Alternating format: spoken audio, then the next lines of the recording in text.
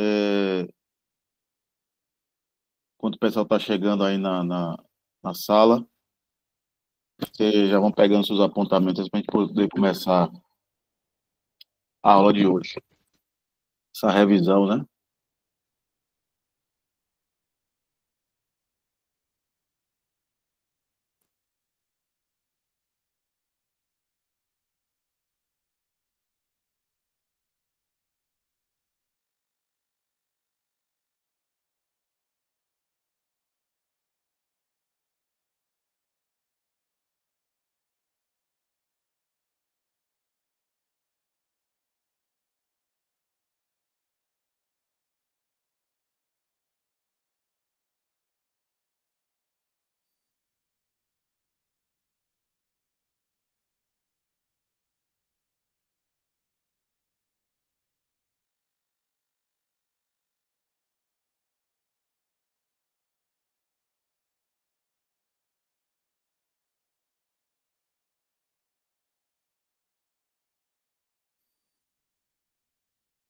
Pessoal, antes de a gente começar na aula propriamente dita, né? Estou vendo aqui que tem alguns alunos nossos, né, do Gabaritano, né, da mentoria, e de antemão eu quero já dizer para vocês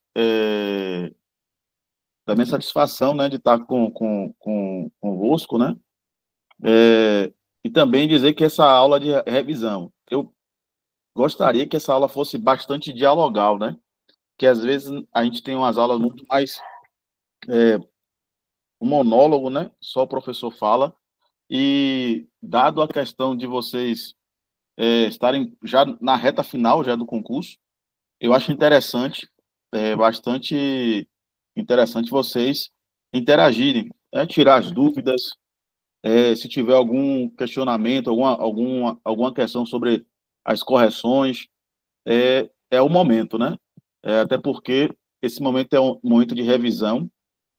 Eu dividi a nossa aula em dois momentos, né? Esse primeiro momento vai ser mais voltado para uma questão geral, aspectos gerais, características gerais da redação, e vai estar abarcando as pessoas que, vamos dizer assim, os iniciantes, né? Aqueles que têm alguma dificuldade maior, a gente vai estar tratando de termos gerais, né? E no outro momento a gente vai estar falando mais para aquelas pessoas que já têm um conhecimento da redação, da produção textual, e no final nós vamos apresentar uma proposta de redação. Isso não significa que o primeiro momento não sirva para aqueles que já estão dominando a produção textual, né? É apenas uma revisão, como a gente já falou anteriormente, é uma revisão, mas nunca é ruim, é sempre salutar você estar revisando os pontos básicos, né?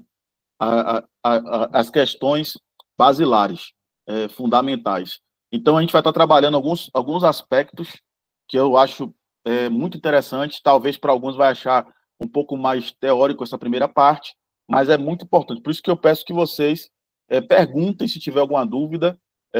Se eu estiver adiantando muito a explanação, eu peço que vocês me interrompam e interajam, né? Então, nesse primeiro momento, eu vou falar com vocês um pouco sobre... Oi, alguém falou aí? Fui eu, Bruno.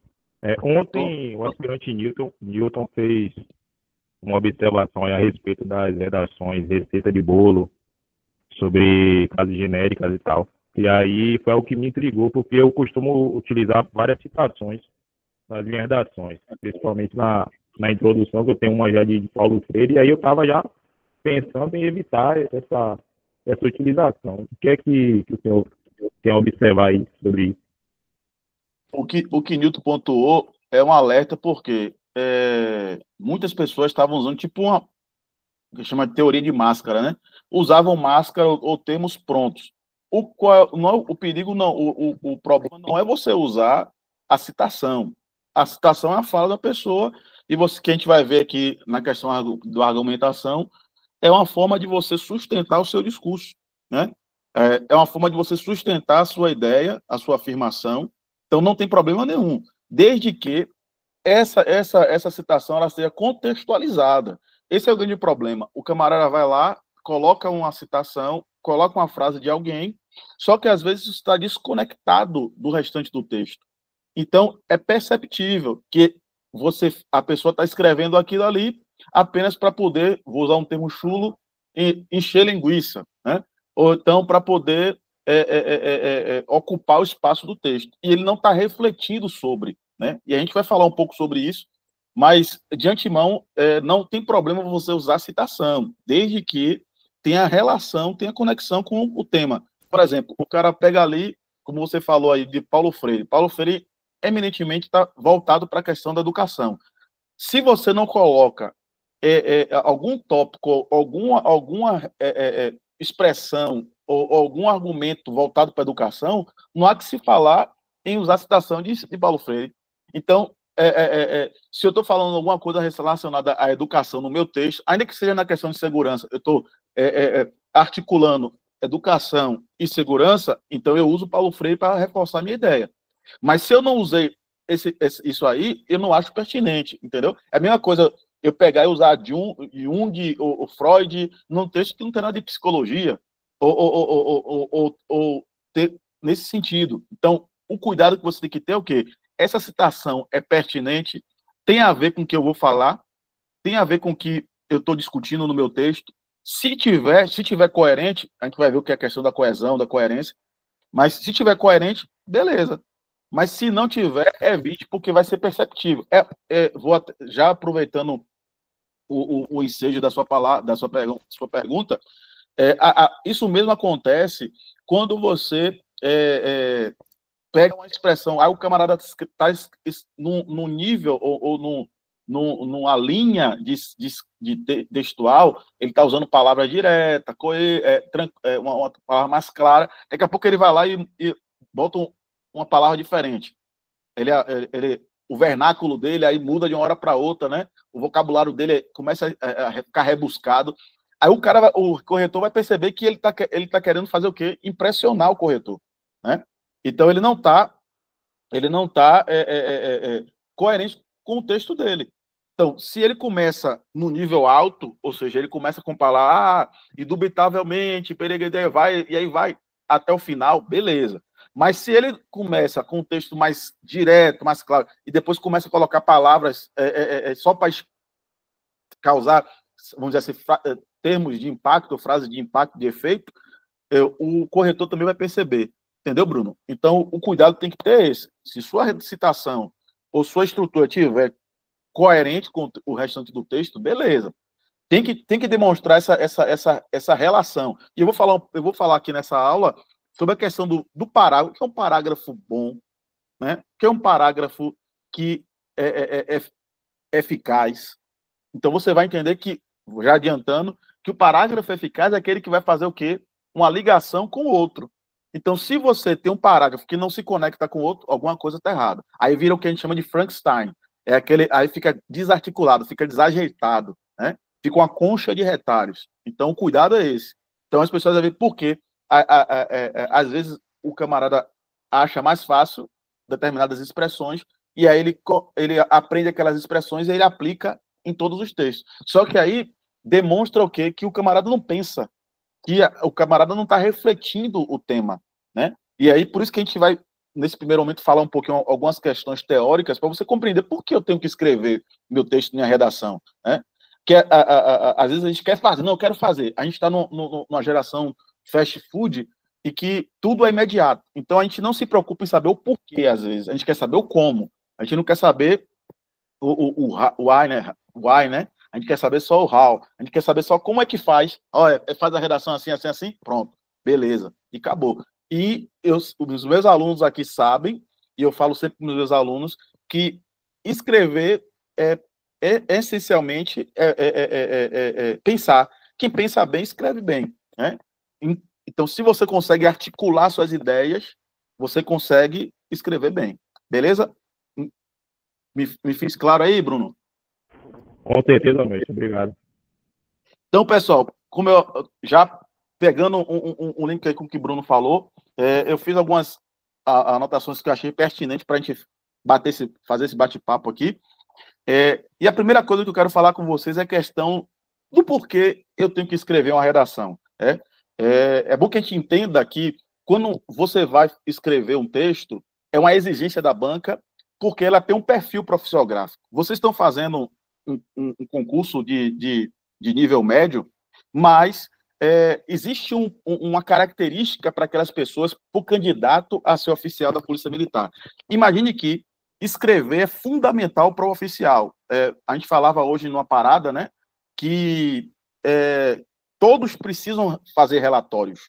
Todos os oficiais e todos os policiais militares precisam fazer relatório. Até por questão de respaldo jurídico, ele precisa fazer relatório. Imagine o policial fazer relatório sem saber escrever. Então, se eu estou me propondo a selecionar esses candidatos, subentende-se que esses candidatos precisam ter uma clareza ou uma condição suficiente. Ele tem que ter um perfil profissiográfico, de modo que ele possa ter uma capacidade de expressão, uma capacidade de escrita. Não que isso aí não possa ser desenvolvida, pode, mas mínima. Então, quando você escreve, é a banca dizendo, como é que essa pessoa pensa sobre isso?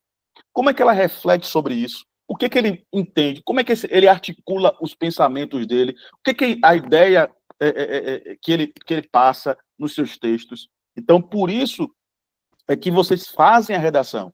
É uma forma de avaliar o perfil profissiográfico e também a expressão do candidato, né? Só que o que está na nossa mente, às vezes, não é aquilo que a gente coloca no papel. Então, o nosso texto vai ser o canal de comunicação. Eu quero transmitir para as pessoas, para a banca, ou aquele que é meu leitor, meu corretor, aquilo que eu penso.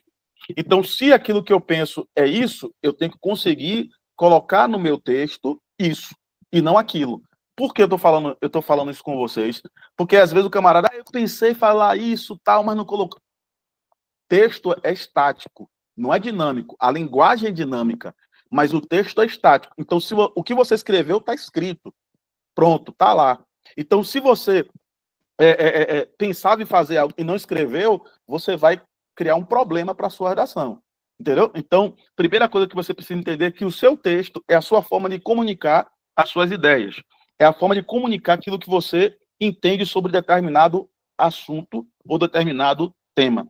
Então, a primeira coisa que a gente precisa entender é que esse texto ele precisa estimular a curiosidade do leitor, né? Tem que ser um texto que seja atrativo, seja um texto que as pessoas chegam assim, não, eu quero ler isso aqui é interessante, né? Então, ele tem que ter um começo, um meio e o fim. Apesar de que os corretores eles vão ler todo o seu texto para avaliar, né? Ele vai ter que ler seu texto todo. Só que quando você faz um texto que é chamativo, um texto que apela para a curiosidade, isso é muito importante. Inclusive, se vocês forem perceber, uma das características mais importantes para que as pessoas possam ser exímios leitores é a curiosidade. Porque a curiosidade vai fazer com que você passe da primeira fase, da questão da empolgação, de querer fazer, e você vai para a fase da disciplina. Então, a curiosidade lhe proporciona você passar mais tempo focado em um determinado assunto ou determinado leitura, né? Então, o seu texto ele tem que causar essa curiosidade nas pessoas. Além disso, o seu texto ele tem que ser claro, preciso e objetivo. Voltando à pergunta de Bruno. Não é interessante, não que você não vá fazer, dependendo do seu nível de leitura, você vai escrever de uma forma que as pessoas vão perceber que você tem uma propriedade vocabular extensa. Só que o texto, você não sabe quem vai ler. Aí eu sempre comento com alguns dos meus alunos para tomar cuidado com os juridiquês.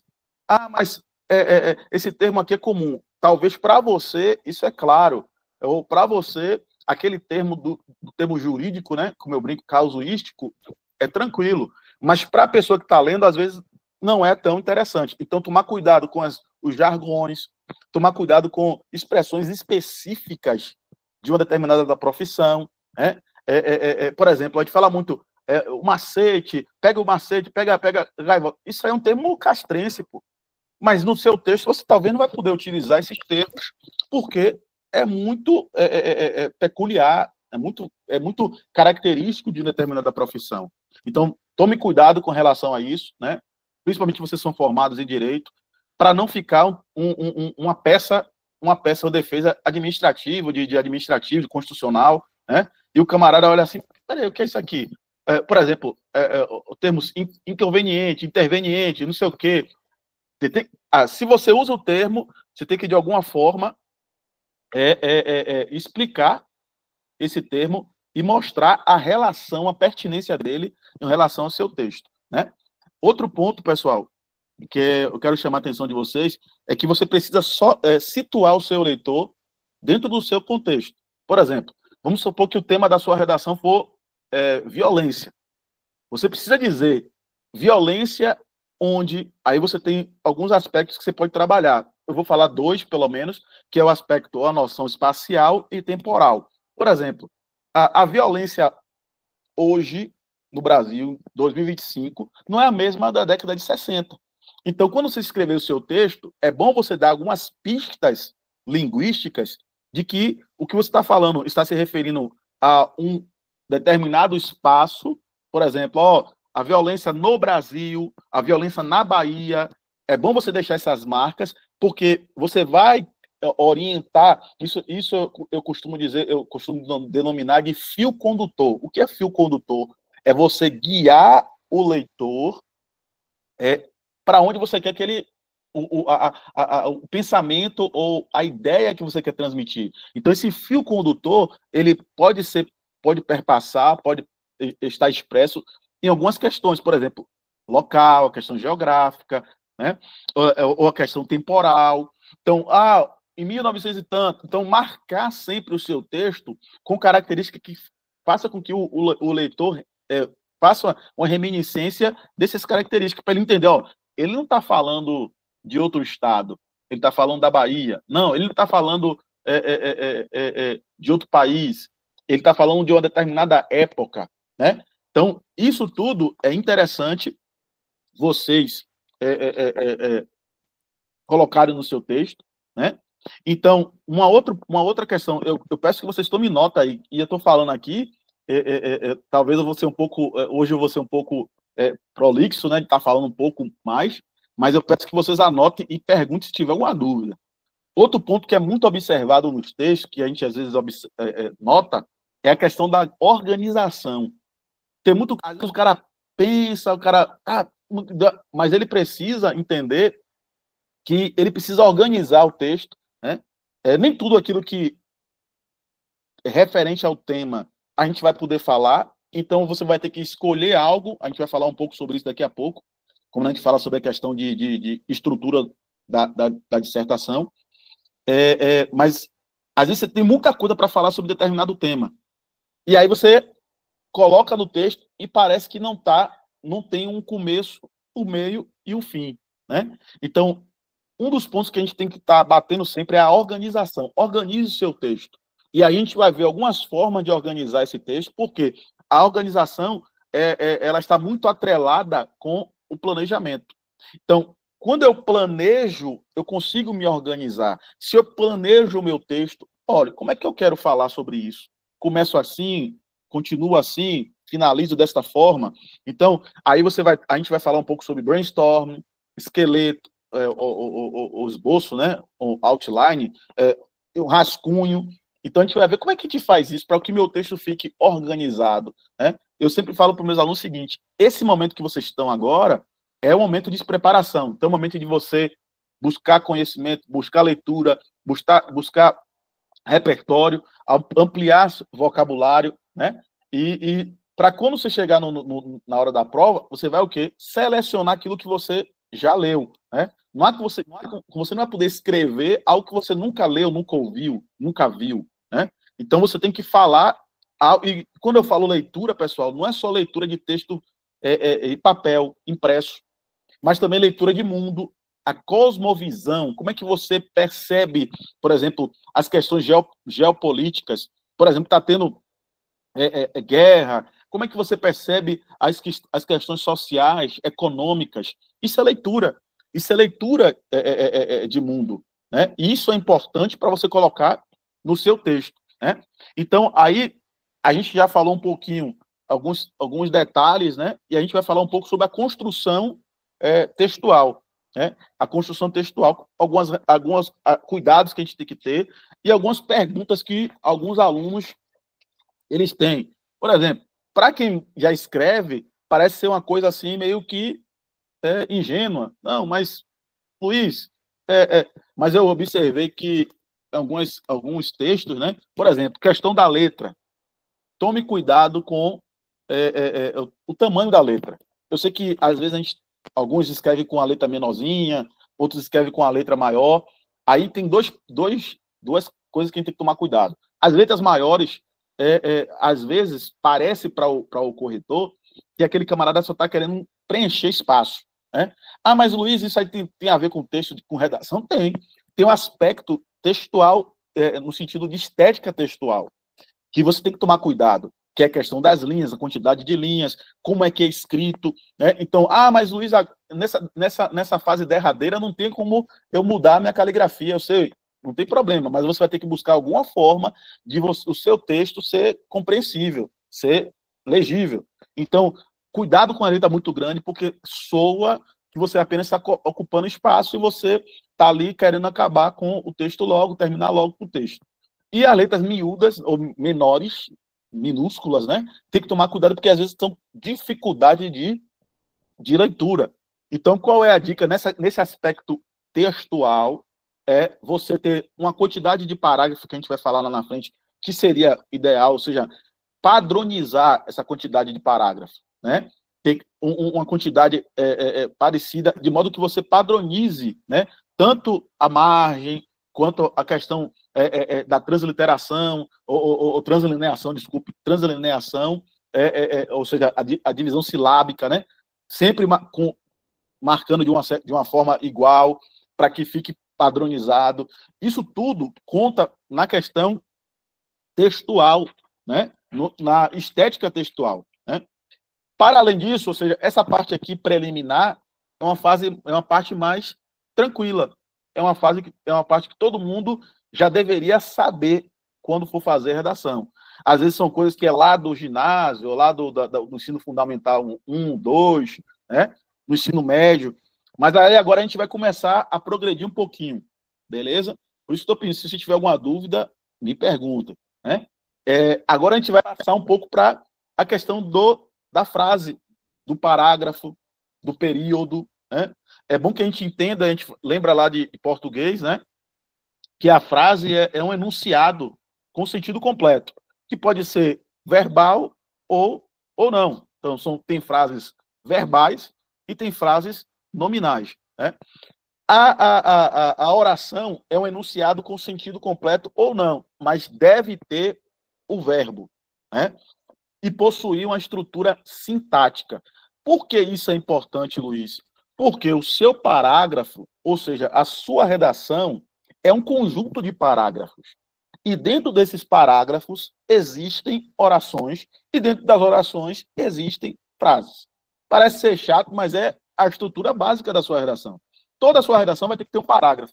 Só que se você não entende como funciona esse parágrafo, não entende como funciona essa oração, a sua redação vai estar o quê?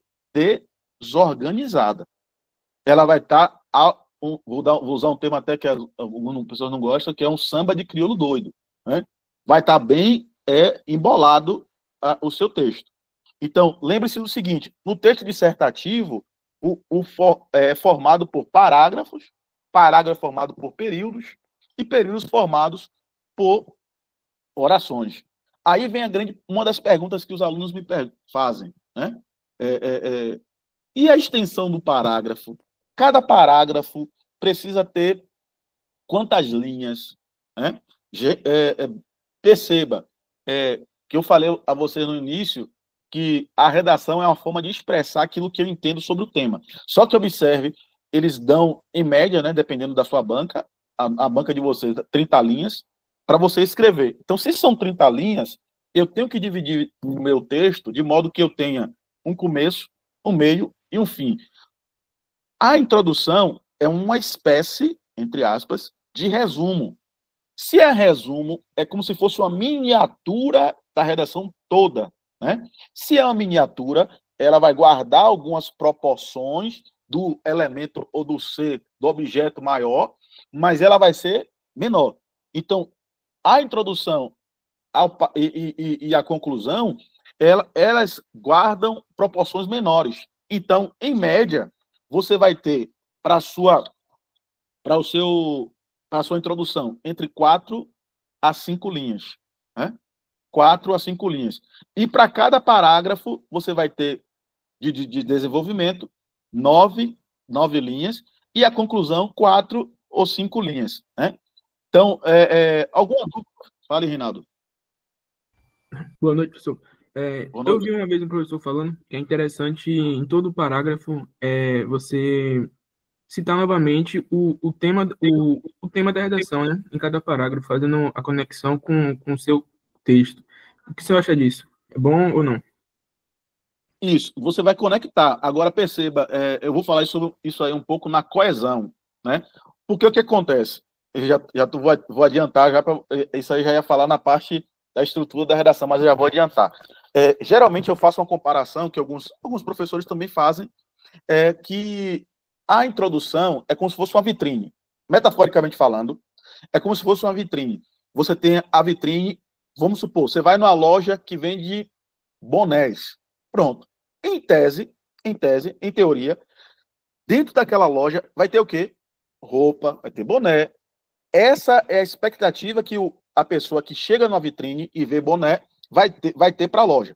Da mesma forma, acontece com a redação.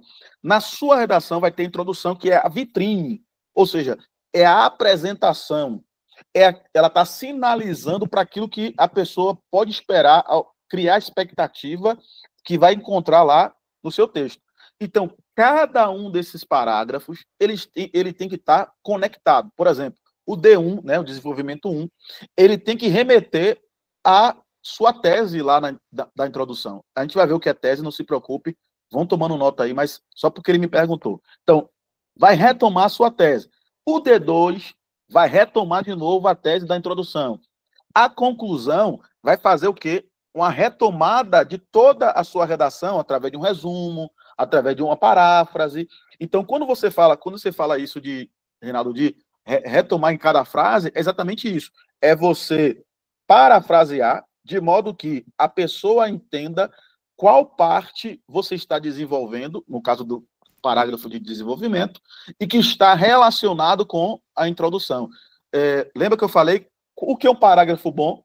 Um parágrafo bom é aquele que lhe impulsiona a ler o posterior. Por exemplo, se eu leio uma introdução que ela está bacana, que ela está boa, vai forçar o quê? Vai me instigar, vai criar uma curiosidade de eu ler o desenvolvimento 1. Pronto. Se esse desenvolvimento 1 ele está concatenado, ele está organizado, ele está bem estruturado, ele vai me causar o quê? Uma curiosidade de ler o desenvolvimento 2.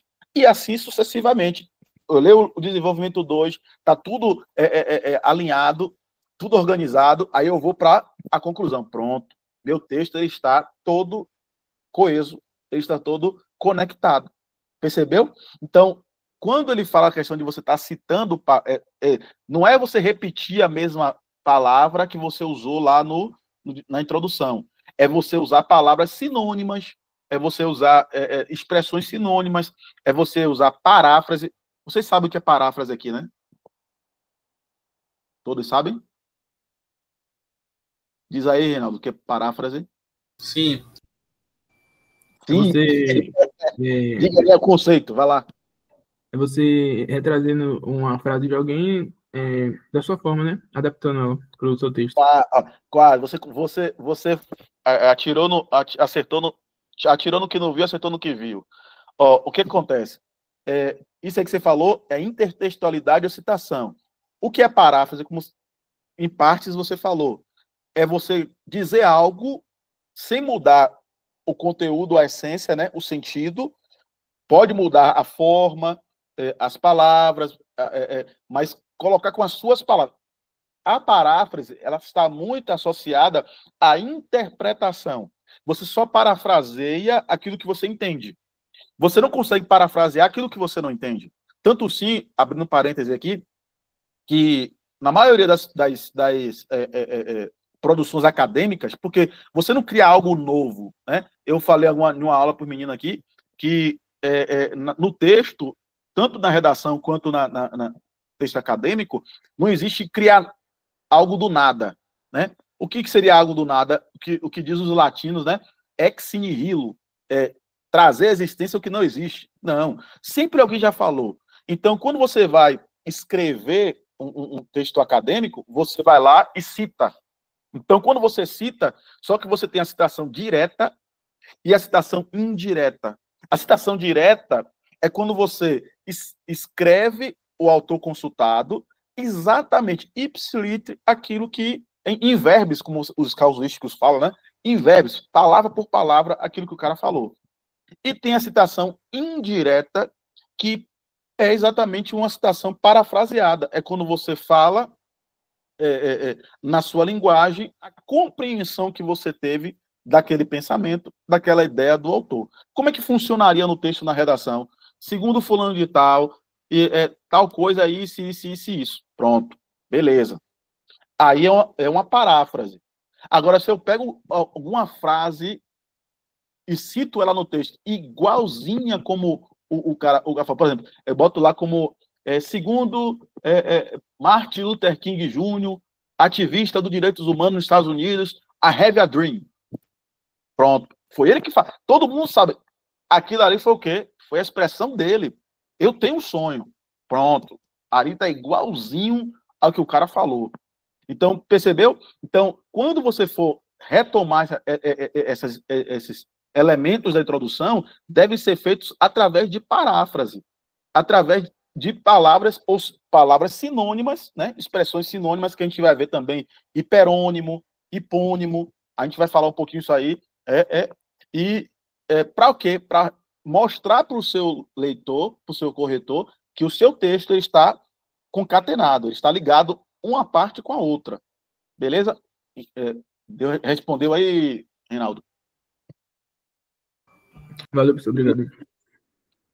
Outro ponto que a gente tem que observar, e que é muito recorrente as perguntas, é com relação a como você escreve, né? Todo mundo, acho que já é pacífico, dizem que é o seguinte, eu não posso escrever na primeira pessoa. Pronto, perfeito. Eu vou um pouquinho mais além. Eu penso que vocês, quando forem escrever a redação, essa questão de impessoalidade, no aspecto filosófico, é meio complicado. Por quê? Porque quando você escolhe um argumento, você já está demonstrando a sua posição. Então, deixa de ser, entre aspas, impessoal. Mas, dentro do aspecto linguístico, o que seria a impessoalidade? É você deixar de colocar algumas expressões. Por exemplo, o cara bota lá na redação, é um absurdo.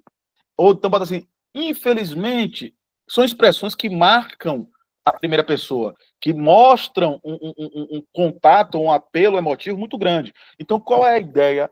Sempre que vocês escreverem, escrevam na terceira pessoa do plural, ou então utilizem-se da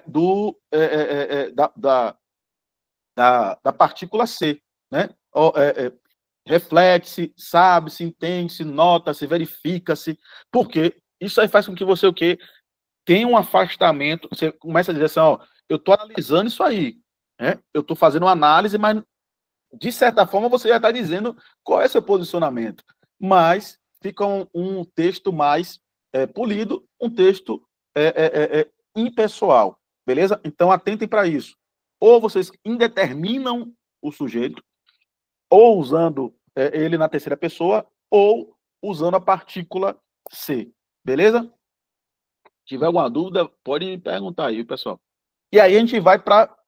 a gente está, vamos dizer assim, passo a passo, né? Primeiro a gente começou falando sobre a questão basilar, né? Da questão textual, a questão da estrutura, as partes da redação. Agora a gente está evoluindo um pouquinho mais. Por que a gente está evoluindo? Porque agora a gente vai falar sobre tema, tese e argumento. Alguns dos senhores aí, das senhoras, sabem me dizer a diferença entre os três, tema, tese e argumento? E a importância deles para a sua redação? A tese, ela seria como se eu estivesse parafraseando o tema da redação e o que é que eu vou tratar na minha redação em si. E os argumentos seria o que eu iria compor advindo da tese, não? Vamos lá. Vocês concordam com o Miguel ou discordam? Ou mais ou menos? Todo mundo concorda?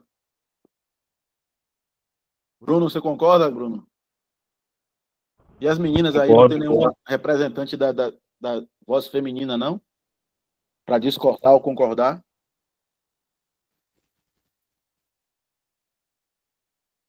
Marina? A Cibele não pode, não, que ela Professor, é moderadora. Fale. acredito que a tese seja o que você vai defender na redação. Tem um tema lá e você vai pegar uma tese sobre aquele tema e vai defender. E os argumentos vai ser justamente o que você vai usar para, como é que eu vou dizer, mas para convencer, né, o leitor da importância daquela tese que você abordou. Você vai meio que dar o seu ponto de vista e contextualizar, né?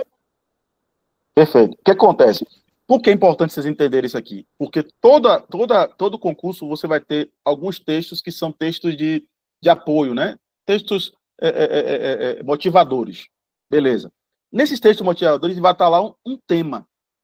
O tema não vou entrar muito nessa questão conceitual, o tema seria um assunto geral, o tema seria algo que você, por exemplo, segurança pública é um tema. Esses eixos temáticos, alguns deles, eles são bem pertinentes à questão do concurso de vocês. Por exemplo, ética, segurança pública, todos esses temas vão perpassar violência, pronto, isso é o tema. Agora, quando eu faço um recorte, eu vou delimitar esse tema. Por exemplo, violência nas escolas. Pronto. Eu já o quê? Delimitei. Aí eu já peço que vocês anotem isso aí. Então, para que eu descubra a minha tese. E o que é tese, professor? Tese é a opinião, o seu ponto de vista, é o seu posicionamento. Tem um filósofo chamado, teólogo também, Leonardo Boff, que ele diz que o ponto de vista é uma vista de um ponto. O que quer dizer isso? Quer dizer o seguinte, que quando você tem um objeto, a partir da perspectiva que a pessoa vê aquele objeto, ela vai descrever aquele objeto de uma forma e o outro vai descrever de outra forma. Então, quando você vê o tema e faz esse recorte, lembra que eu falei lá no começo? Pode ser um recorte temporal, pode ser um recorte geográfico, espacial. Então, você faz esse recorte. Pronto, eu quero falar sobre violência, mas eu não vou falar de todas as violências. Eu vou falar sobre violência, mas escolar na Bahia. Pronto. Aí agora eu vou falar, peraí, o que eu penso sobre isso? O que eu quero falar? Eu concordo, eu discordo.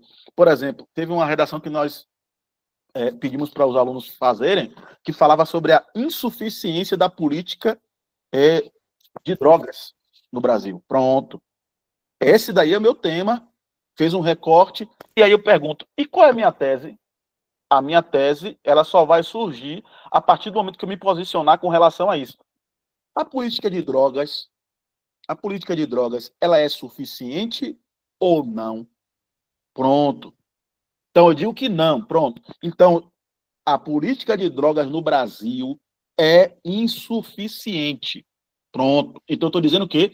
Que eu estou me posicionando, minha tese é de que a política de droga é frágil, que a política de droga ela é insuficiente.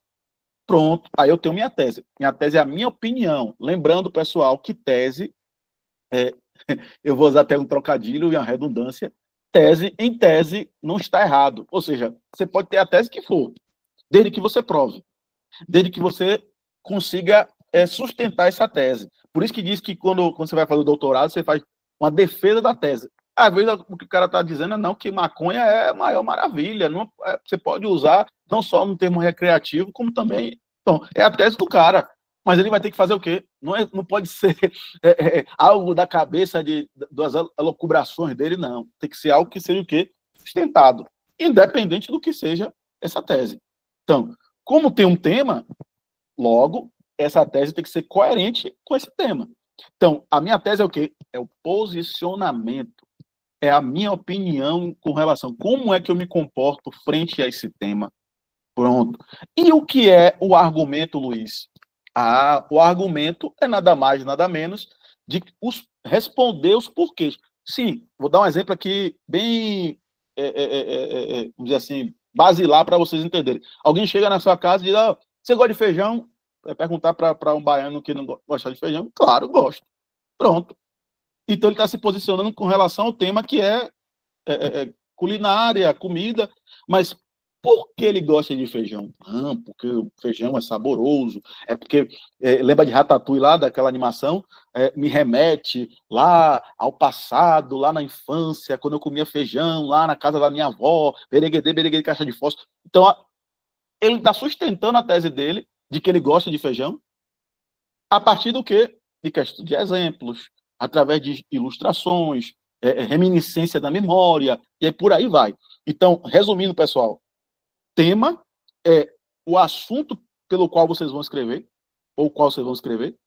A tese é o posicionamento frente a esse tema. E os argumentos são os porquês. Beleza? Alguma dúvida aí? Alguma dúvida? Podemos caminhar? Beleza. Então, não tem dúvida, no question, né? Então, vamos lá. Pessoal, uma outra coisa que a gente precisa observar quando a gente começa a trabalhar com a questão dos argumentos é o vocabulário. E no vocabulário, a gente precisa entender também que o vocabulário tem a questão dos conceitos. Eu sempre falava para os meus alunos o seguinte, existem alguns conceitos que são caros e vocês precisam, por exemplo, ética, segurança pública. Por exemplo, vocês vão fazer o concurso para quê?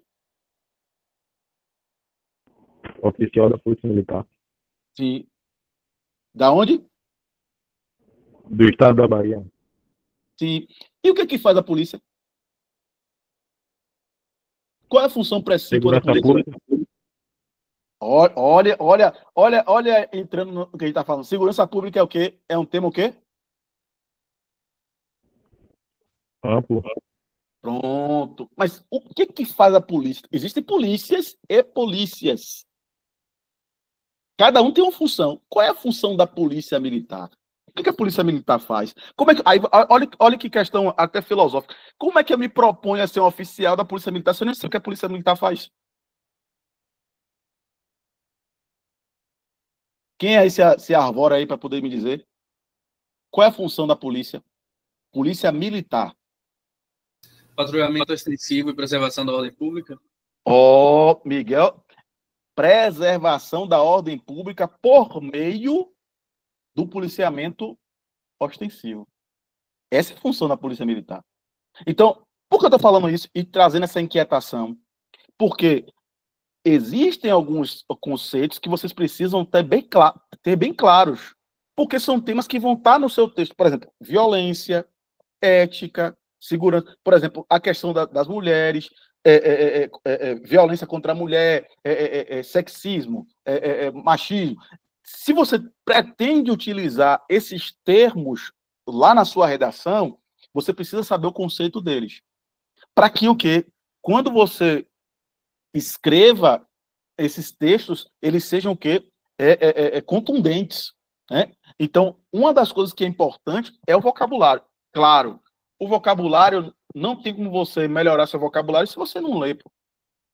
Nesse momento agora, derradeiro, não tem como você chegar em 15 dias, você acumular, ampliar um vocabulário de maneira extraordinária, fantástica, mágica. Não. Mas qual é a dica? Pegue esses termos, pô. Pegue esses termos esses conceitos que vocês trabalharam na redação de vocês, que são importantes e que são o quê? Relacionados ao tema de segurança pública, a questão policial, a questão social. Revisitem citações também. Aí a dica que, voltando até a pergunta de Bruno lá, pega essas citações e faça comentários dessas citações que vocês pretendem. Por quê? Você vai colocar a citação, mas você vai botar o comentário delas. Então você já vai fazer isso o quê? Não é na hora da prova. Já faz agora. Tá lá de boa, tá lá, como fala a música, né, de cabelo voa, e aí vai lá, escreve o que você tá... O que eu entendi disso aqui?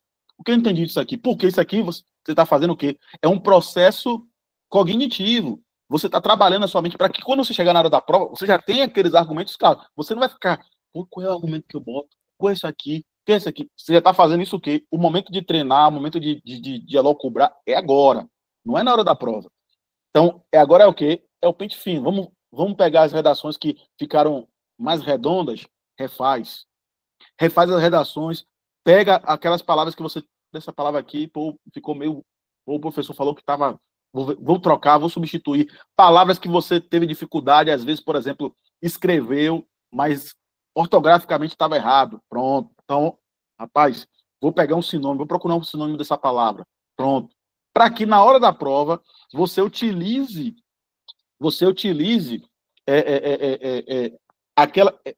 essas palavras para melhorar e trazer o quê? Uma robustez no seu texto. É como eu falo para o menino, às vezes o camarada faz um feijão com arroz, pronto, ele vai tirar lá o 7, o 6. Eu não sei se eu falei isso para vocês, mas no CFO mesmo, a minha redação foi divisor de águas e exatamente por conta disso.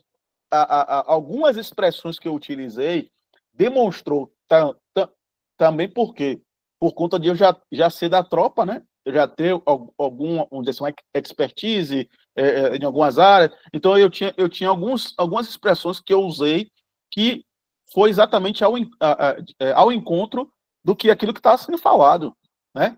Então essa percepção que é necessário que vocês também tenham. Pega algumas palavras que você, essas palavras aqui são bacanas para poder escrever, se cair algum tema nesse sentido, e relaciona essas palavras.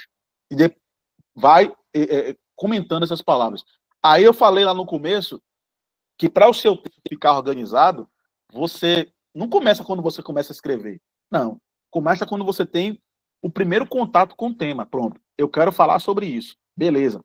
Lembra que eu falei, vou dar o exemplo só da violência para não devagar muito. Aí o cara quer falar sobre violência. Mas espera aí. Qual é a violência que eu quero falar? Eu quero falar no aspecto doméstico? Eu quero falar na questão escolar? Eu quero falar da violência no sentido histórico? Eu quero falar... Então, quando eu faço isso, eu estou fazendo o que a gente chama de brainstorm. O que é brainstorm? Brain cérebro, né? Storm seria tempestade. Então, a tradução livre seria tempestade de ideias.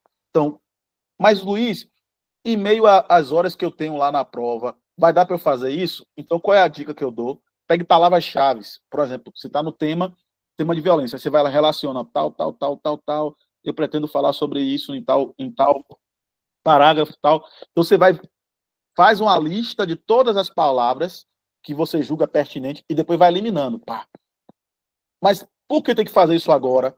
Porque se você treinar isso agora, quando chegar na hora da prova, aí eu tenho um provérbio, né, um adágio castrense, que diz assim, ó, treinamento difícil, combate fácil. Né? Vou repetir, treinamento difícil, combate fácil. Se você treina agora, quando chegar na hora da prova, vai ficar o quê? Tranquilo. Por isso que vocês fazem simulado, perdoe minha redundância, é para você simular o dia da prova. Como é que funciona? Ó, a prova vai ser assim, tal. Então, no dia da prova, eu já vou estar acostumado, porque eu já fiz alguns simulados assim. Então, o brainstorm vai ser o quê? Uma lista daquilo que você pretende falar, e você vai riscando aquilo que você acha que não é tão pertinente, eu acho que não é tão adequado falar, que você não vai ter argumento. Pense sempre assim, ó, essa frase aqui, esse tópico aqui, eu tenho capacidade de escrever, eu tenho capacidade de desenvolver, pronto. Eu tenho algum exemplo sobre esse tópico, pronto, então eu vou usar esse. O outro tópico B, não sei falar muito, então risca ele, né? Seleciona algumas partes. Aí vai para a segunda etapa, que é o esqueleto, né? O outline, o esboço. Aí algumas pessoas dizem, mas Luiz, eu gosto já de escrever lá diretamente na folha definitiva. Eu aconselho vocês a fazerem a folha de rascunho, e aí faz o quê? Escreve na folha de rascunho um esboço, porque tem gente que, aí é uma opção de cada um, eu particularmente faço primeiro a redação, é uma opção minha. Tem outras pessoas que preferem no final, porque eles dizem que lê alguns textos, lê algumas questões, e acabam utilizando aquelas questões ou expressões durante a prova para poder escrever sua redação. Por que eu opto em escrever logo no começo? Porque minha mente está fresca. Então, eu só vou focar ali na redação. Então, eu começo escrevendo, e aí o que eu faço? Faço o esboço, tal, escrevo, aí deixo já a redação praticamente pronta. Não passo logo para a folha definitiva. Eu faço algumas questões e retomo. Por quê? Porque às vezes está ali escrevendo no texto normal, vamos dizer assim, numa condição 12 por 8, você teria que deixar o quê? O texto que a gente chama de texto descansar. É você deixar o texto, porque quando você escreve, você fica apaixonado pelo que você escreve. Como assim, Luiz? A criação sua parece que é perfeita, é inatacável. Olha, minha redação está perfeita. Só que quando você se afasta do texto por algum momento e você volta para o texto, você começa a perceber detalhes. Você começa a perceber coisas. Não, isso aqui está desconexo. Isso aqui está faltando uma pontuação. Poderia botar vírgula. Não, isso aqui. Então, qual é a sacada? Já que você não vai ter tempo para poder passar muito tempo afastado do texto, o que você faz? Dá uma respirada, respira lá, né? Quem for adepto das religiões orientais, faz um lá, e depois você volta, e aí, olha direitinho, faz a revisão rápida, e aí você passa e transcreve para o texto final. Por que isso? Para evitar, para você fazer o quê? Com que você tenha o menos quantidade de erros possível, né? Então, faz o esqueleto, e aí você faz o seu rascunho, e depois você passa para definitivo. Alguma dúvida com relação a isso, pessoal?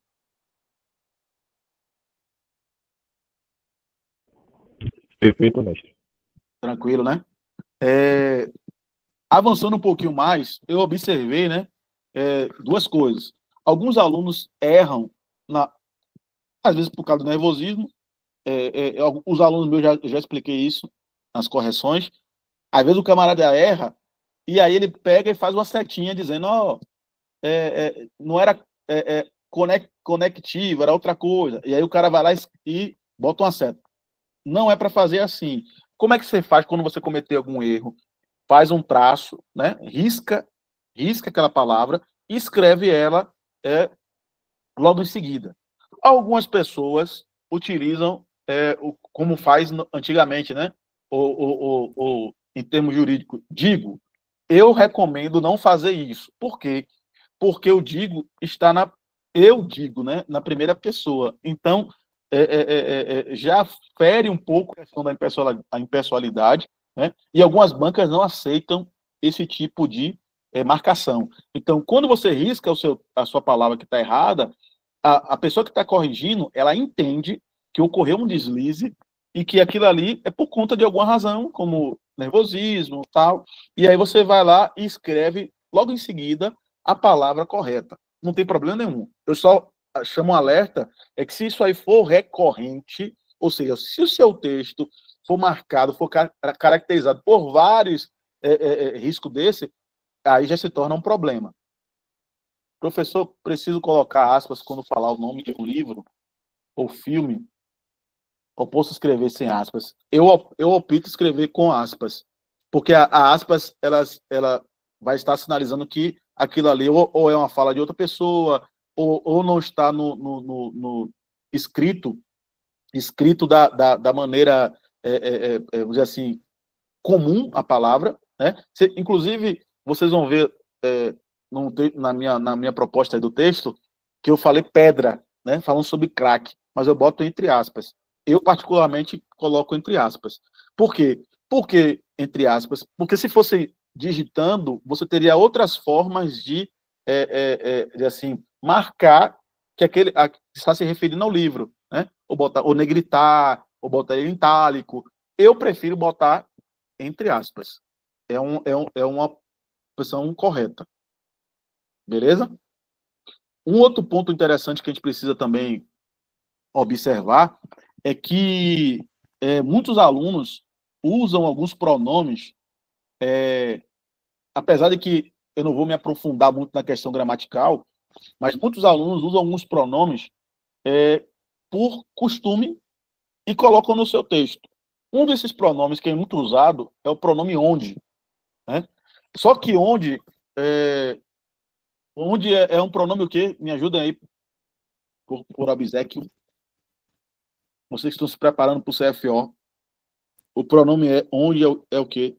Que se classifica como?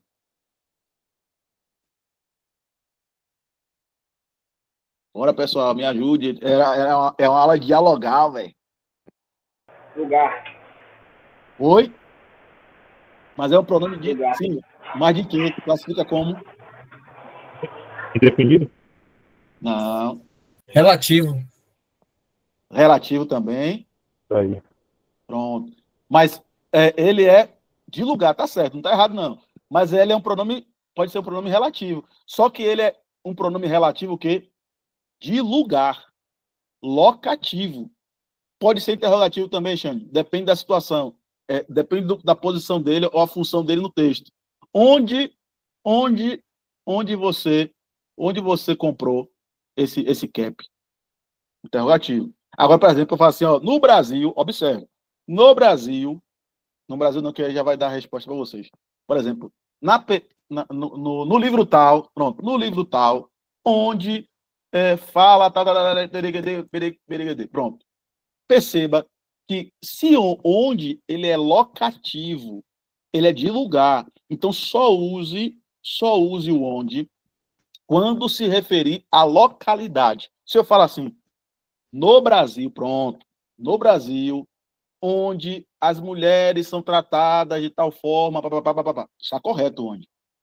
Agora, se eu falo, por exemplo, a polícia militar onde... Não, aí vocês vão substituir por em que. Por que eu estou falando isso aqui, algumas dicas dessa? Porque são recorrentes e às vezes a gente coloca sem perceber. Então, vocês vão usar em que. Quando não se referir a local, então, se for locativo, eu uso onde. Se for genérico ou outra expressão, não se refere a espaço, não se refere a questão geográfica, eu uso em que. Beleza? Em que. Então, substitui o onde por em que. Outra questão que é muito recorrente nos nossos textos, o uso do coisa, algo. Evitem usar termos indefinidos no seu texto. Use termos específicos. Né? Use termos que realmente digam aquilo que você quer dizer. Né? Não usar expressões vazias, expressões aleatórias. Né? Então, tomar cuidado com relação a isso. Por exemplo, o cara fala, essa coisa, qual coisa? Então, o cara fica sem saber o que ele está falando. Abrindo parênteses, mas eu vou falar também lá na frente sobre a questão da coesão. Daqui a pouco eu vou falar que muitos alunos usam, por exemplo, expressões que estão fora do texto, né? Mas eu vou falar lá na frente. Daqui a pouco eu vou falar sobre isso. Mas, pessoal, alguma dúvida com relação a isso aí? Hein? Alguma dúvida aí?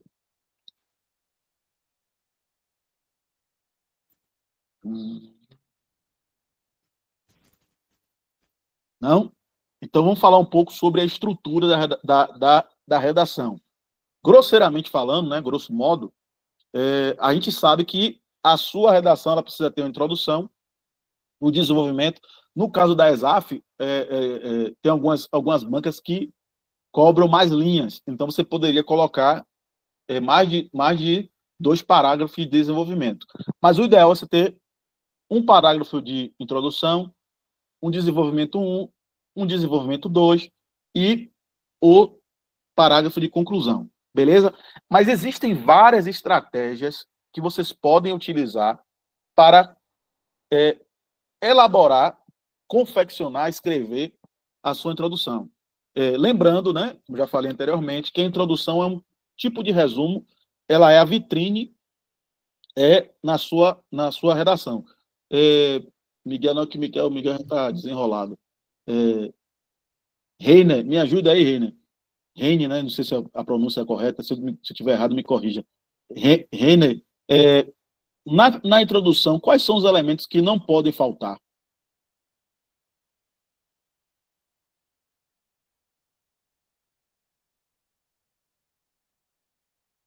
Reiner parece que está em Nárnia.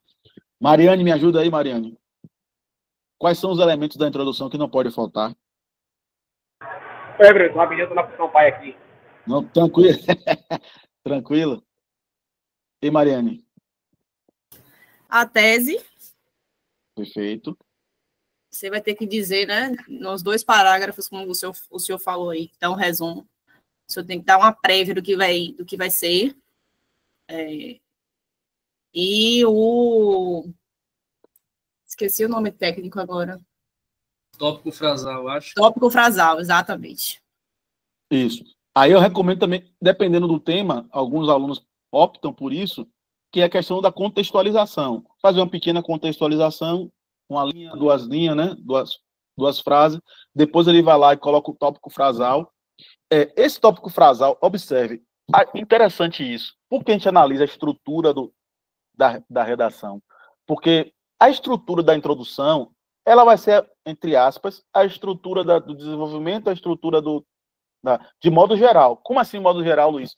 Todos os seus parágrafos têm que ter começo, meio e fim. Começo, meio e fim. Algumas vezes, o fim, a conclusão do parágrafo, ele pode ser suprimido. Mas o ideal é que o parágrafo coeso, ele tenha começo, meio e fim. E quando a gente fala da introdução, o que precisa ter? Como o Maiane falou, precisa ter a introdução, precisa ter tese, que é o quê? Qual é meu posicionamento frente a esse tema? Pronto. E o que mais? Precisa ter o tópico frasal. O que é o tópico frasal? É a frase central, é a frase que vai articular e que vai o quê? Orientar o seu parágrafo. Então, em todo o seu parágrafo, tome nota disso aí, pessoal, também, ó. Todo parágrafo fala de uma questão só. Então, de um assunto só. Porque às vezes o camarada quer falar várias coisas no mesmo parágrafo. Se já falou tudo sobre aquilo que você queria falar num parágrafo, passa para outro. Como você só vai ter 2 parágrafos, então o ideal não é você falar muita coisa muita coisa que eu digo assim, várias questões dentro de um parágrafo só. Então, cada parágrafo tem uma ideia. Pronto. A expressão seria melhor essa. Então, tome nota disso aí. Cada parágrafo comporta uma ideia. Então, no parágrafo de desenvolvimento tem uma ideia. No parágrafo de desenvolvimento 2, eu tenho outra ideia. Então, na introdução, eu vou ter o meu tópico frasal. O que seria o tópico frasal? É o esqueleto por exemplo, vocês vão ver lá no meu exemplo da redação. Aí, claro que existem várias formas. Esse tópico frasal, ele pode ser uma declaração inicial, ele pode ser uma alusão histórica. Tem alguns alunos meus que optam por isso, acham mais pertinente, mais interessante. Desde a época da escravidão, ponto. Aí, hoje em dia, aí ele começa assim. Ou então, outros preferem a questão da interrogação, que seria o que é muito importante deixar claro então, ele começa fazendo uma pergunta. Só que aí você tem que tomar cuidado com o seguinte: quando você faz uma introdução com pergunta, a gente chama de pergunta retórica. Por que pergunta retórica? Porque, de certa forma, você já sabe a resposta. Você só está fazendo o quê? Lembra que eu falei lá no começo? Você tem a introdução para instigar, para provocar curiosidade no leitor. Então, você faz essa pergunta para o quê? O cara, peraí, velho, ele está falando isso? Pô, interessante o que ele falou aí. Será que é possível? Será que não é? Mas aí ele já tem o quê? A resposta no texto. Então, tem que tomar cuidado. Se eu coloco uma pergunta na minha introdução, eu tenho que desenvolver isso aí de modo que eu traga a resposta na minha redação. Porque se eu prometo e não cumpro, vai causar o quê? Frustração. O que é frustração? Frustração é a assimetria, aí já é um conceito meu. Frustração é uma assimetria entre a realidade e a expectativa. Ou seja, quando há esse desequilíbrio entre a expectativa e a realidade, isso causa o quê? Frustração. Então, se eu pego ali, coloco na introdução que eu vou falar isso, faço uma pergunta mirabolante e tal, e chego no texto e não apresento, não adianta. Meu texto vai ficar incoerente. Então, tome cuidado. Se você optar em fazer a sua introdução com uma pergunta, faça isso. Sempre dê a resposta. Outra forma de você começar a sua introdução é usando o quê? Comparação. Tem alguns alunos também que gostam disso. Ah, no filme tal, sei o quê. Só que só tome um cuidado com o seguinte. Quando você botar um filme, pelo menos explique um pouco desse filme. Por exemplo, quem aqui já assistiu A Origem?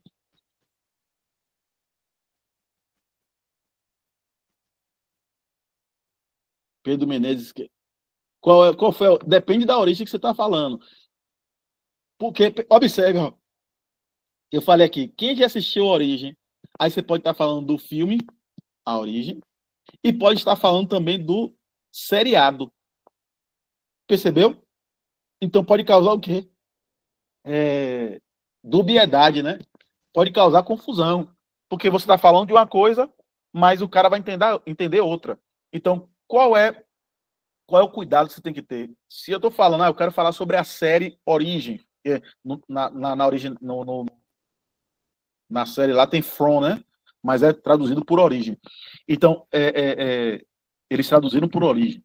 Então, aí eu vou ter que explicar. No seriado tal, o personagem tal, nananana, ou então fazer trazer a síntese daquele filme, de modo que a pessoa ela se ambiente, né? Então, esse filme ou essa peça, na peça tal, na peça teatral tal, cujo o diretor é tal, ele falou isso, remetendo a tal não sei o quê, enfatizando, ensinando ou explicando tal coisa. Aí você faz o quê? Analogicamente, semelhante a isso, e aí você faz o comparativo. Né? E aí você começa a fazer a sua introdução. Né? Outra forma também é você fazer a introdução com um conceito. Só que a questão do conceito é o seguinte: o conceito você não vai ter a oportunidade de escrever ipsilito como está no dicionário. Então aí vai o quê? Vai a lição que a gente aprendeu nesse instante, que é parafrasear. Como é que a gente vai parafrasear? Por exemplo, você quer falar o conceito de menor. Menor se refere, corresponde no termo jurídico, quer dizer, e aí você parafraseia aquele conceito. E a partir daquilo ali você faz o quê? Começa a fazer a sua introdução. Né? Então, alguma dúvida com relação a isso? Claro que tem outras formas de você fazer sua introdução. Contradição, enumeração de fatos, estatística, isso tudo para a sua introdução. Alguma dúvida aí, pessoal?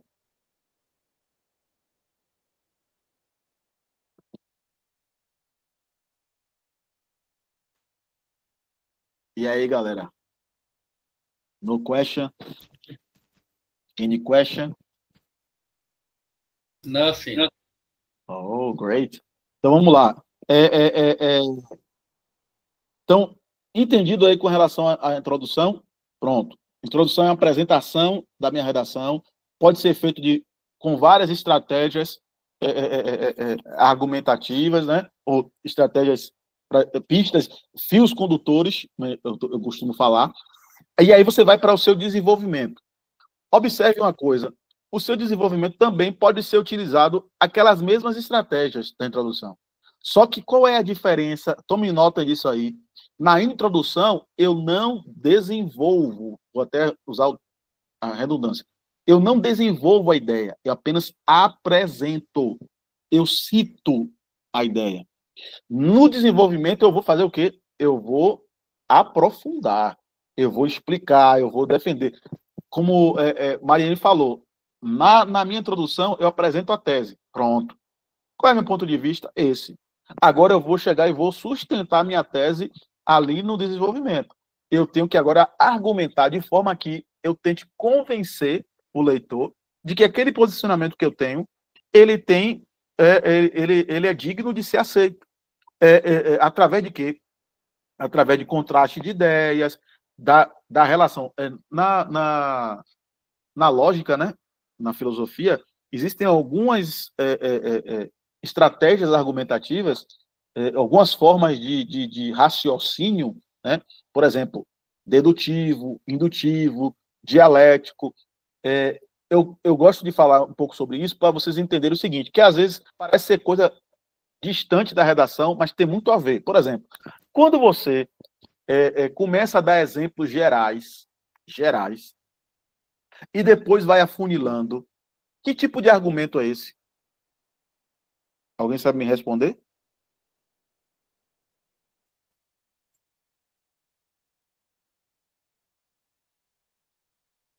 Hein, Bruno? Que tipo de argumento é esse? Estou aqui tentando imaginar o nome.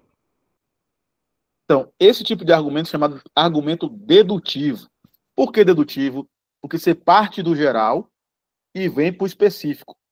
Entendeu? Por exemplo, você poderia, eu estou falando das polícias no Brasil, ou não sei o que, acontece, nos Estados Unidos acontece, mas na Bahia, pá, aí você começou de lá, do geral, ou então você fala um aspecto geral das polícias e depois você recorta para a polícia da Bahia. Pronto. Isso aí é o dedutivo. O indutivo seria o contrário. A partir de um fato que aconteceu, por exemplo, o carro, vou brincar, vamos dizer assim, vamos dizer assim, falar assim, não é o que aconteceu de fato, né? Mas vou parafrasear. O cara chegou de voadora lá na festa popular, lá não sei o que.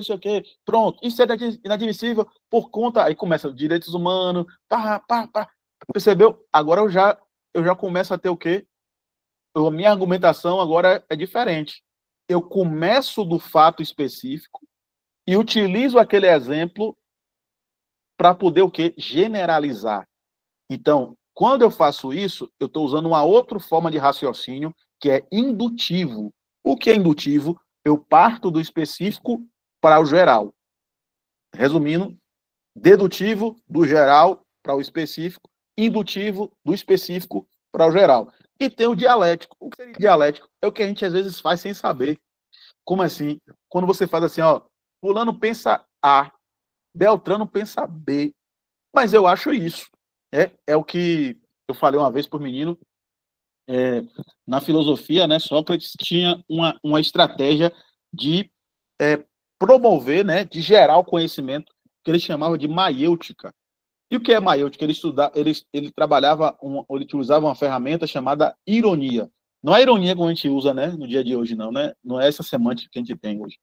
Mas ironia era o quê? Fazer perguntas. Então, o cara falava assim, ó, o que é bondade? Aí, não, bondade é isso. Mas o que é isso? Isso e aquilo. E o que é aquilo? Até o cara chegar no momento que ele produzia um conhecimento aprofundado. Por isso que eu falei para vocês lá no começo, ó, pegue conceitos e comece a aprofundar esses conceitos. Ah, o que é violência? Isso. Mas o que é isso? Aquilo. O que é aquilo? O seu conhecimento vai o quê? Ampliar.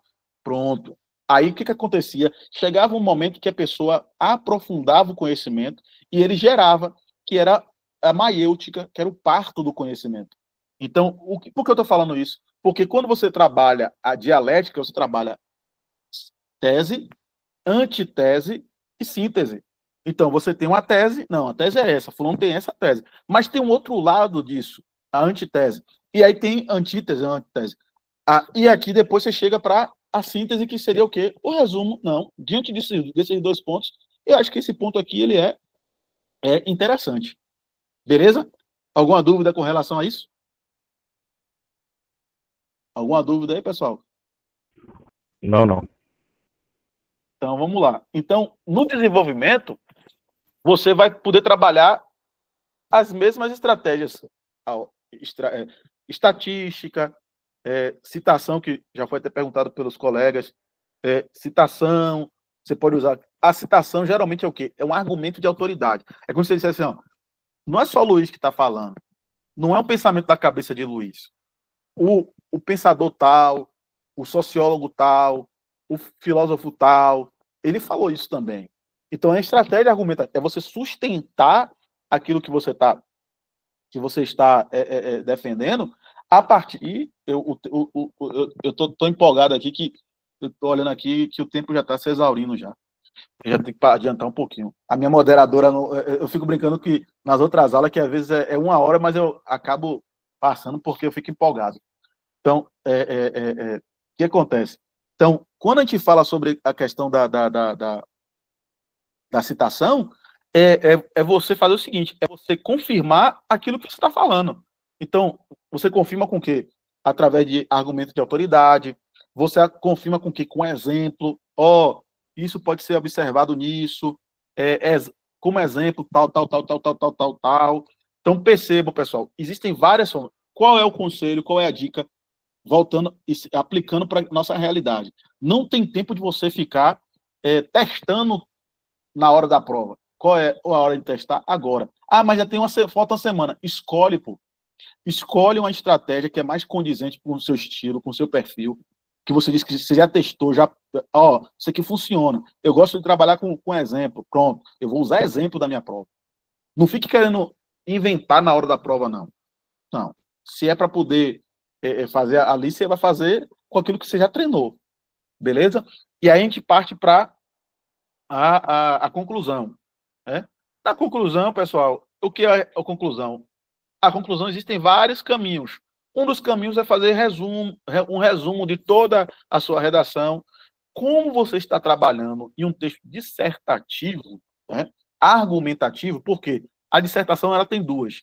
Tem a dissertação expositiva e a dissertação argumentativa. Na dissertação expositiva, você apenas fala sobre o tema e faz um resumo dela. Perfeito. Mas a dissertação argumentativa vai fazer o quê? Você vai pegar e vai defender o ponto de vista, porque a dissertação está associada a ideias. Você trabalha com a abstração da ideia. Você está trabalhando com o convencimento. Então, a sua proposta é o quê? O seu desiderato é o quê? Convencer a pessoa. Pronto, vou convencer. Então, quando você chegar lá no final, na sua conclusão, então qual é a ideia? No primeiro parágrafo da sua conclusão, você vai ter um tópico frasal, como o Mariane falou. Eu geralmente recomendo o quê? Fazer uma retomada de tudo aquilo que você falou. Como assim? Com outras palavras. Não precisa falar igualzinho, mas fala com outras palavras, tem a mesma essência, tem o mesmo sentido, mas com outras palavras. E aí você faz o quê? Propõe algumas soluções. E eu sempre bato na tecla. Para cada problema que você levanta, levante uma solução. Porque isso demonstra para o corretor que você pensou, que você refletiu sobre o tema e que você está escrevendo a partir daquilo que você está levantando. Porque tem muitas pessoas que apenas apresentam problemas, mas não propõem soluções. Né?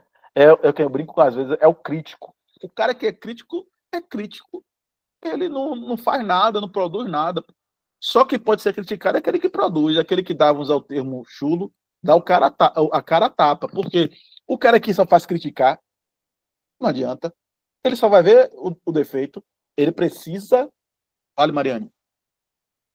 Professor, a estrutura da conclusão da UNEB, eu necessariamente preciso botar quem, o que, como e com que objetivo?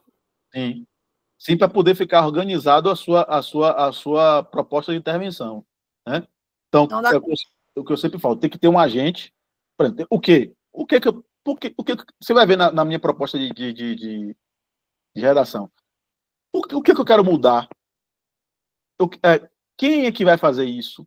Pronto, é o Estado, é o Ministério, é BRGD? Pronto. Para quê? Qual é a finalidade disso? Tal. Como eu faço isso? Por meio disso. É exatamente como você está falando, né, Miguel? O agente, né? Quem faz a ação, o resultado, qual é a finalidade, né? O que se espera? Pronto, exatamente. Perfeito. Qual é a finalidade? Agora, lembre de uma coisa. Essa proposta ela tem que ser SMART. O que é SMART? É um acrônimo de SMART do inglês, né? Mas se refere a objetivos, né? Na administração. O que é SMART? Uma das características da proposta de intervenção é que ela tem que ser execuível. Ela tem que ser o quê? Pode ser colocada em prática.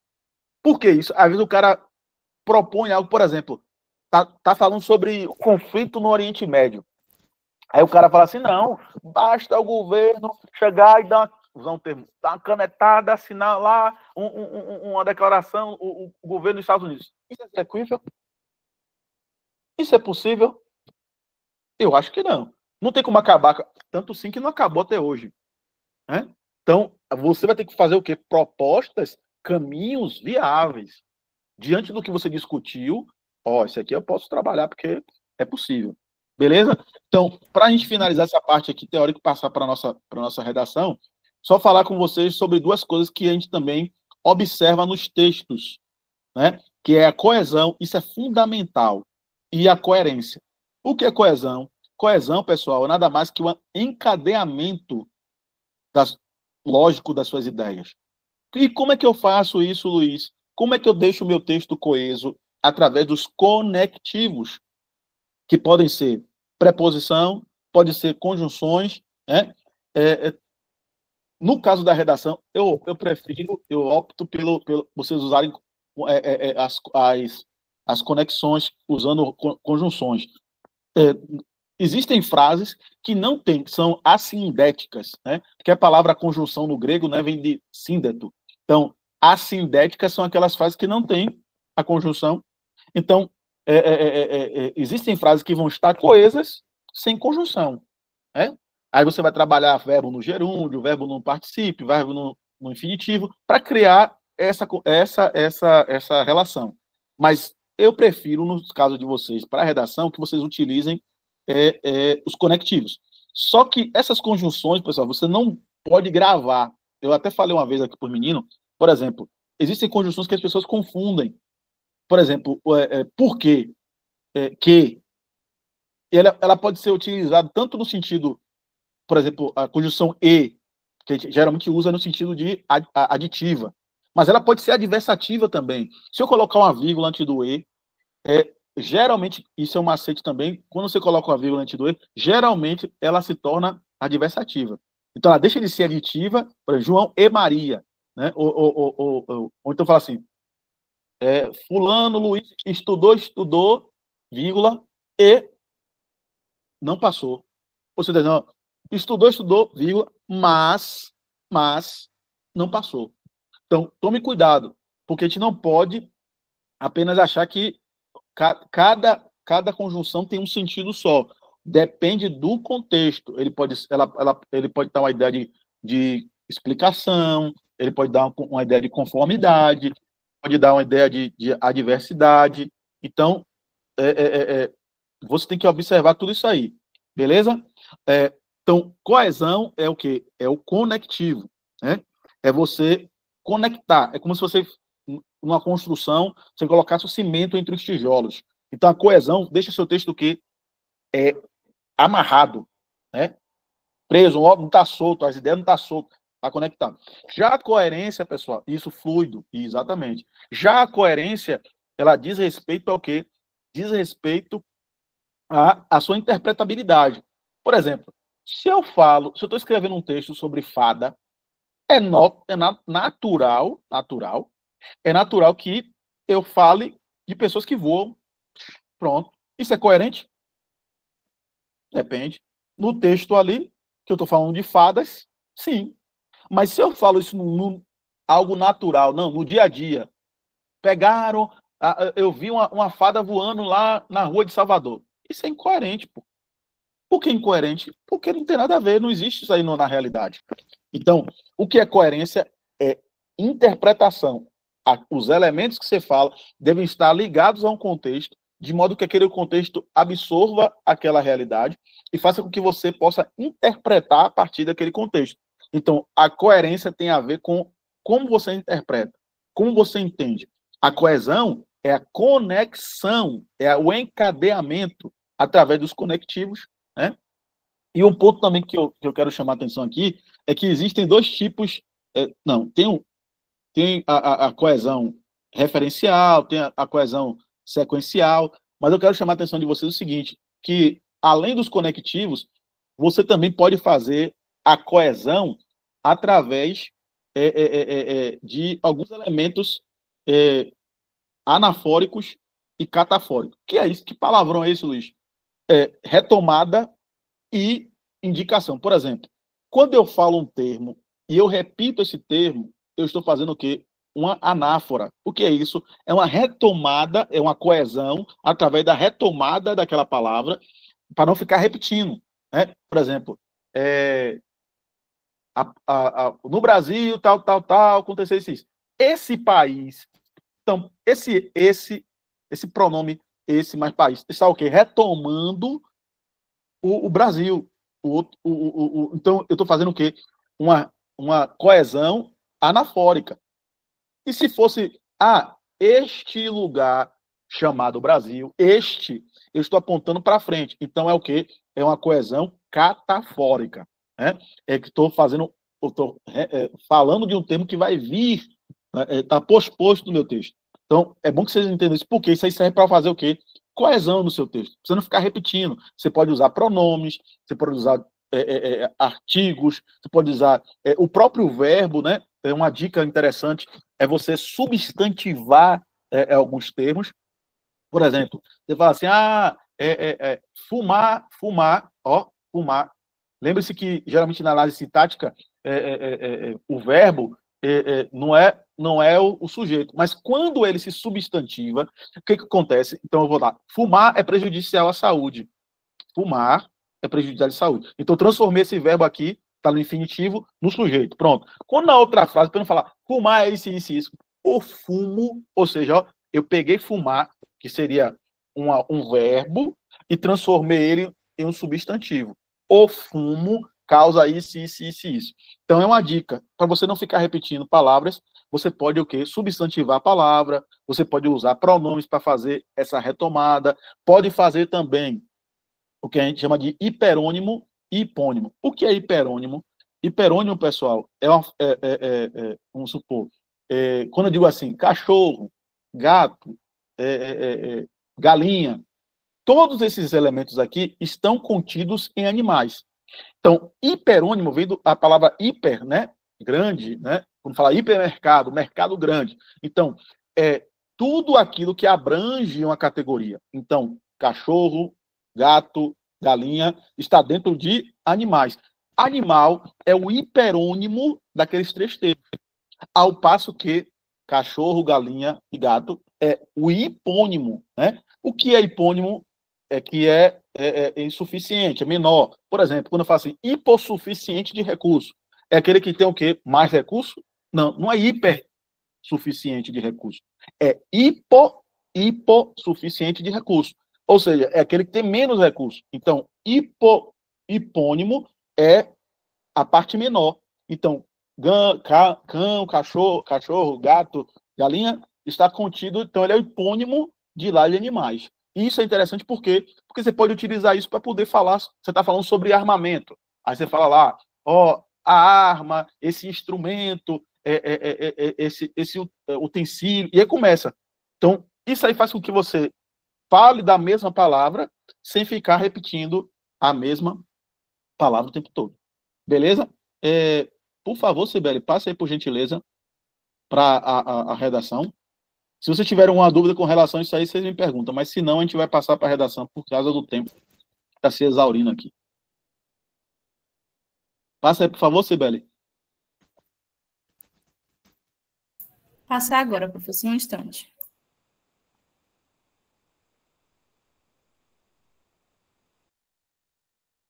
Não, bote primeiro, por favor, o tema para eles se situarem. Pronto. Então, ó, o nosso tema, repare, ó, é internação compulsória. Serve para quem? Repare, nesse caso aqui, eu já estou colocando uma pergunta. Mas, geralmente, os temas não vão vir com perguntas. Mas é salutar, é interessante você pegar e transformar o seu tema em pergunta. Porque quando eu pergunto para o tema, eu acabo, por conseguinte, o quê? Descobrindo minha tese. Peraí, eu concordo ou eu discordo da internação compulsória? Ela serve para quem? Ela serve para o governo? É alguma classe específica? É só para os familiares? Serve para quem? Qual é o meu posicionamento frente à internação compulsória? Beleza? Passa aí, por favor, Cibele.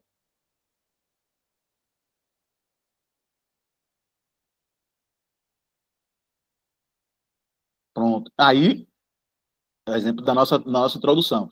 Aí, como eu falei, Mariane, ó, as recentes ações do governo paulistano, ou seja, eu estou mostrando, eu estou falando, a pessoa que está lendo já sabe que eu vou falar alguma coisa sobre o governo paulista. É alguma coisa relacionada ao governo paulista, né? Porque eu estou falando no meu tema sobre internações compulsórias. As recentes ações do governo paulistano na região conhecida como Cracolândia põem em discussão o tratamento dado aos dependentes de droga no Brasil. Isso porque, para uns, olha a minha tese surgindo, e você vê que aqui eu estou usando que tipo de argumentação, hein, Bruno? Dedutiva, indutiva, dialética? Dedutiva? Não, lê esse último parágrafo, essa última frase aí. A partir A disso, intervenção involuntária trará não, consequências a danosas. partir de isso por quê? Isso porque, para uns, a intervenção involuntária trará consequências danosas à sociedade. Para outros, tal medida é essencial para solucionar o problema desses usuários nos centros urbanos. É E aí? indutiva, né? Aí é dialética. Repare que eu não me Dialética? posicionei. Ó, eu vou falar sobre os dois pontos de vista. Repare, eu estou dizendo aqui, ó, isso porque essas ações do governo vai fazer o quê? Um posicionamento a favor da intervenção involuntária, que, segundo eles, traz consequências danosas, e, por outro lado, para o outro grupo, tal medida é essencial para solucionar o problema desses usuários nos centros urbanos. É como dizer assim, ó, existe uma pessoa contrária, mas tem uma ala radical que diz que não, que isso tem que internar mesmo, acabou. Geralmente eu uso esse tipo de introdução, mas não sabia que o tema era esse, dialética. Mas geralmente eu faço não, assim. mas alguns usam assim, não usa dialética, não, usa prós e contra. Eu conhecia dessa forma, mais ou menos. Prós e contra, é só uma terminologia. Entendi.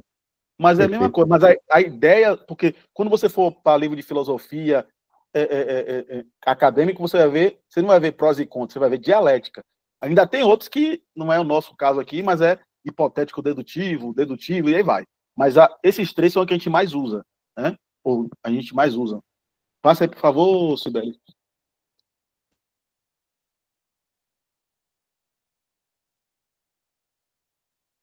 Pronto. Aí, Reinaldo, ó, eu vou retomar aquilo que eu falei lá na introdução, tá vendo? Para mostrar que meu texto está coeso, só que eu não vou falar igualzinho como está lá. Então, ó, um dos maiores argumentos dos proponentes, na verdade não é o proponente, é os proponentes da não intervenção involuntária, é que, com isso, com essa internação, né, essa involuntária, a sociedade há de ter casos de desrespeito aos direitos humanos. Estou dizendo o quê? Se o cara for internado compulsoriamente, vai ter muitos casos de desrespeito aos direitos humanos. Isso ocorreria porque, aí eu vou fazer o quê? Lembra que eu falei a vocês da minha estratégia de argumento para sustentar minha tese? Pronto. Eu falei que se internar os caras, vai dar problema, vai ter desrespeito. Mas por quê? Aí eu me utilizo do que? Questões históricas. Por que questões históricas? Eu vou me soltar, e tanto histórica, como também de exemplo. Porque, ó, isso ocorreria porque, historicamente, aí eu fiz questão de botar como fala? Esse advérbio para poder dar ênfase, né? Que não é no agora, é algo que já é há tempo, né? Historicamente, as sociedades antigas não sabiam lidar com os problemáticos, né? Com os loucos, e frequentemente os baniam do seio delas, né? Do centro, da participação social. Um exemplo disso, ou seja, dessa questão histórica, um exemplo disso foi o Hospital de Barbacena, que foi conhecido no mundo pelos maus tratos aos pacientes internados. No entanto, na atualidade, tem-se legislações bem claras e garantidoras de direitos daqueles que possam ser internados.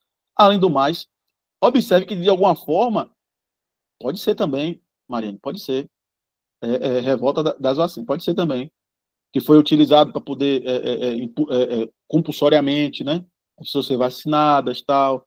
Além do mais, essa medida só é permitida em casos extremos. Agora, se você começar a ler o texto, você vai perceber que, de alguma forma, eu já estou me posicionando com relação a isso aí. Ó, eu falei que os caras se posicionam a isso, mas, no entanto, eu estou dizendo, ó, mas tem legislação, velho. Mas tem como, vamos dizer assim, controlar, tem como observar. E aí eu estou dizendo também, ó, além disso, existe não é todos os casos, existem casos específicos com prescrição médica. Percebeu? Observe nos argumentos como é que está sendo desencadeado. Passe aí, por favor, Cibele.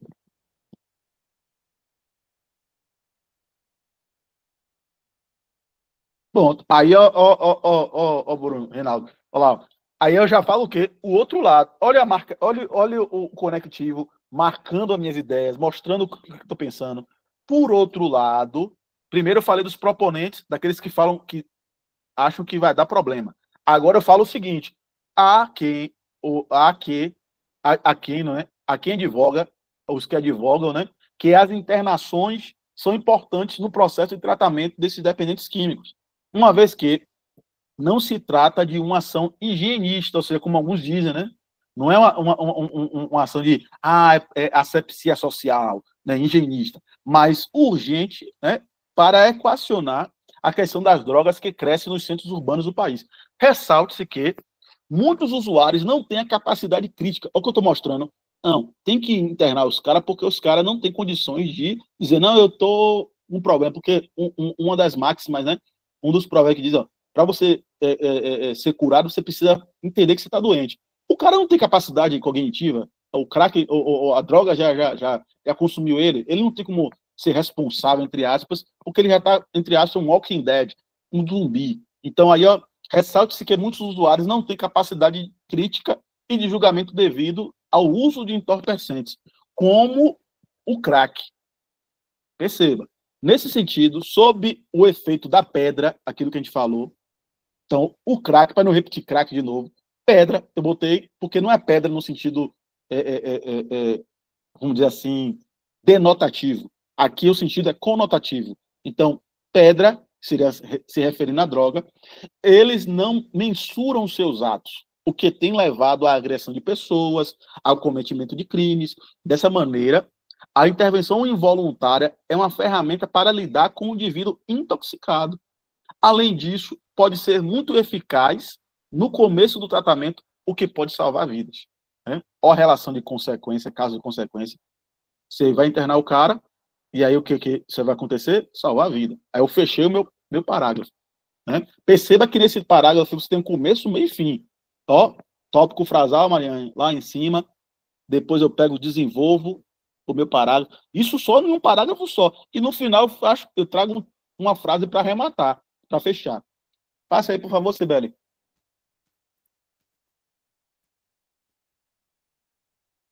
Pronto. E aí a gente finaliza o texto, como assim? Com aquela estruturazinha que eu falei para vocês. Primeiro eu faço uma retomada, faço um panorama geral para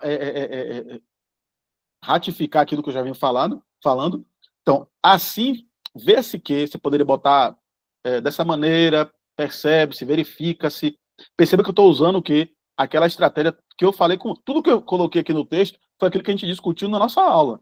Então, eu usei o quê? pronome para fazer a nominação, né?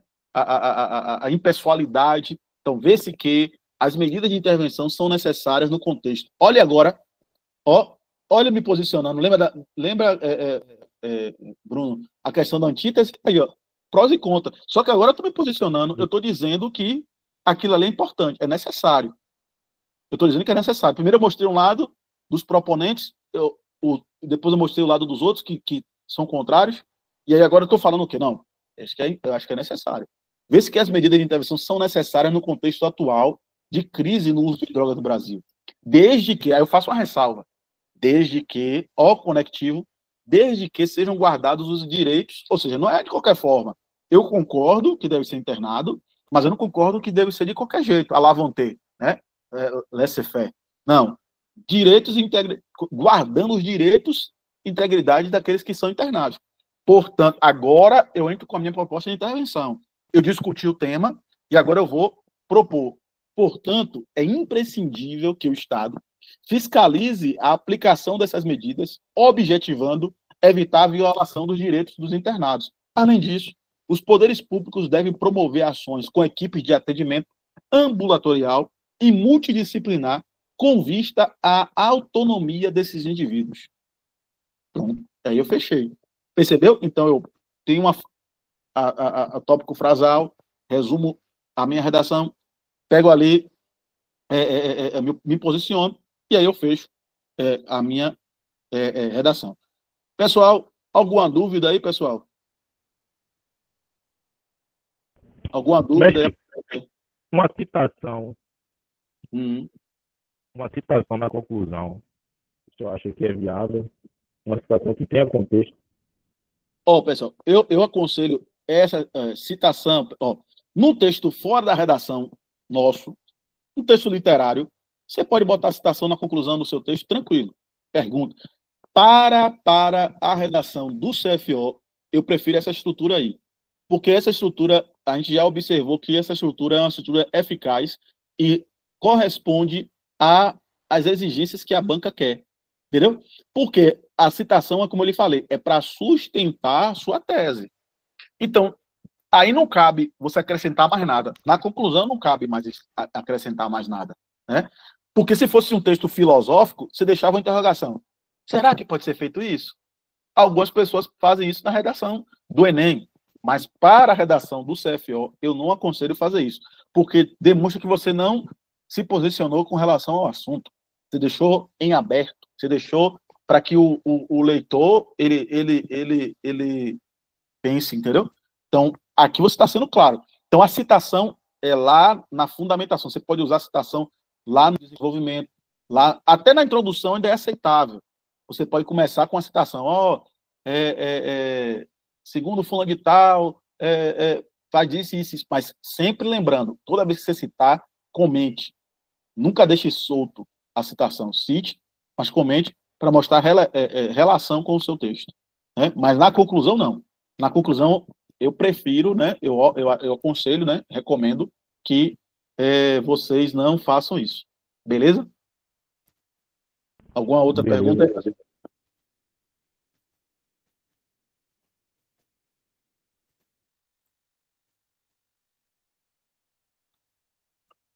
E aí, pessoal, aproveita aí as meninas, os meninos.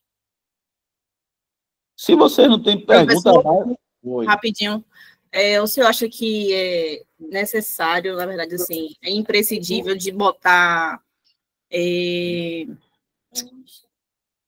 esqueci o nome da palavra, fugiu agora. Mas contextualizar cada parágrafo, de introdução e os dois de desenvolvimento, colocar... seja historicamente, seja com dados estatísticos, seja com alguma... Você tem que colocar essas argumentações, porque você tem que sustentar. O que você tem que fazer é o quê? Eu vou escolher qual tipo de estratégia. Você pode utilizar várias estratégias no mesmo parágrafo. Depende da sua capacidade, da sua desenvoltura naquele tema. Mas o ideal, qual é o ideal? Por exemplo, você tem segurança em usar mais exemplos? Você tem uma segurança em usar dados estatísticos? Por exemplo, tem gente que inventa dados estatísticos. Eu, particularmente, no caso da redação, só se for algo muito específico, porque, por exemplo, seja sincero, Como é que o cara lembra, por exemplo, percentagem? A porcentagem de não sei quanto de mulheres violentadas em Luiz Eduardo Magalhães, tal, tal, tal, tal, tal. É muito difícil. Então, eu prefiro trabalhar o quê? Citação, histórico, porque tudo isso você pode o quê? Parafrasear. Isso facilita porque você não precisa falar igualzinho que está lá. Por que eu estou falando isso? Porque se você botar, por exemplo, um dado estatístico e você foi incoerente, botar um dado que a pessoa que está lendo sabe que está errado, você pode ser despontuado e grave. Por quê? Porque você está fazendo uma coisa que é mentira. Então, quando você parafraseia, você está dizendo, ó, eu não lembro exatamente, tal, ou a menos que você use algumas expressões partitivas, por exemplo, em certa medida, cerca de 40%. Aí a pessoa sabe que não. Ele não está precisando, ele não está afirmando exatamente que é 40%. É mais ou menos 40% de pessoa, entendeu? Então, essas estratégias, Mariane, você vai escolher para você usar no desenvolvimento 1 e desenvolvimento 2.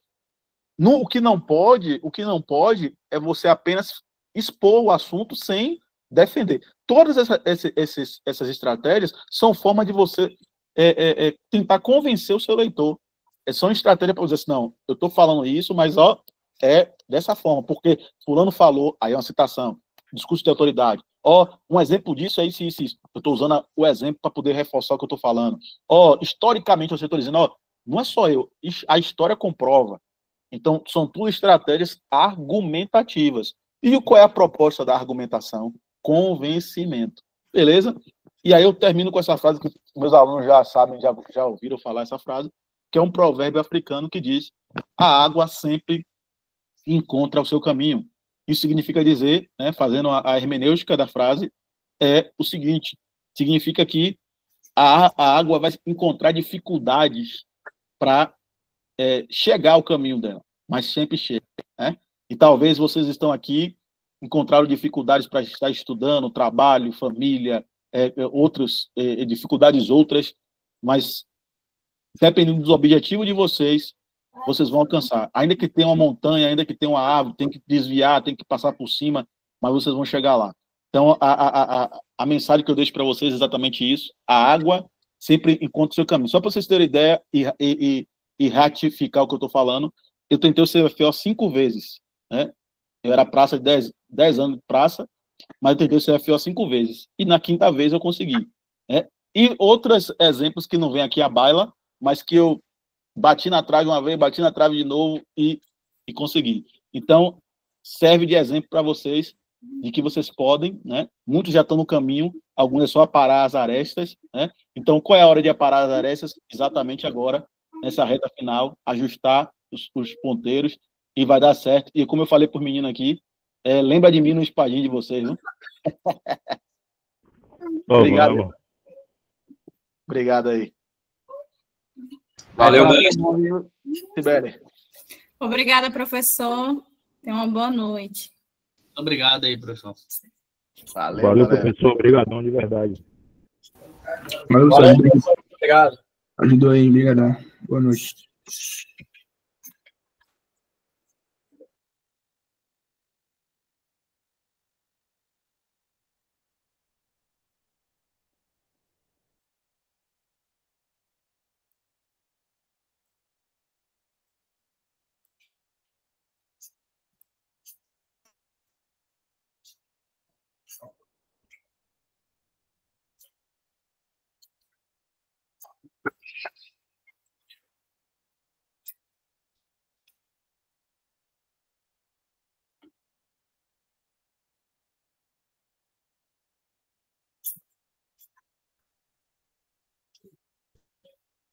Pessoal, 2 minutinhos.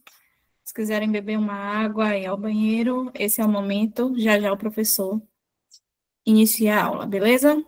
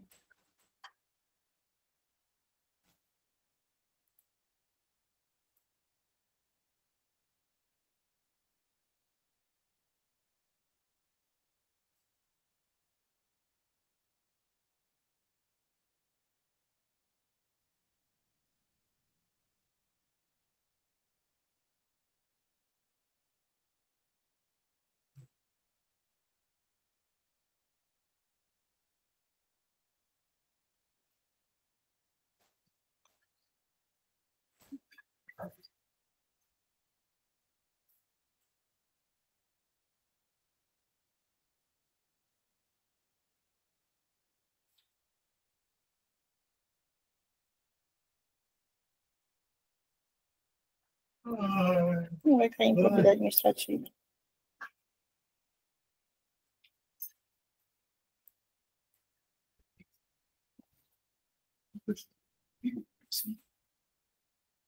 Mariane, seu microfone está aberto, tá?